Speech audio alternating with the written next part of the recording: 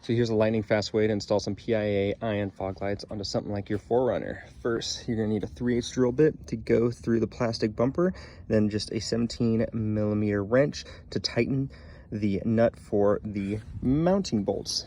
Then you're gonna see I just used some zip ties to move things down and through some of the openings here on the front of the engine. Tucked everything around the battery, got our ground and our positive to energize it.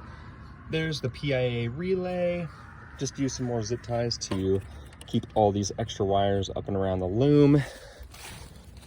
Once you bring it and poke it through that boot, you can use something like a fusible link with a 10 amp relay to give us the 5-volt switchable power, which is going to ultimately allow us to mount this switch somewhere right here.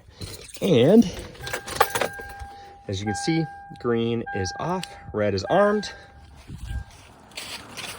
And there you go.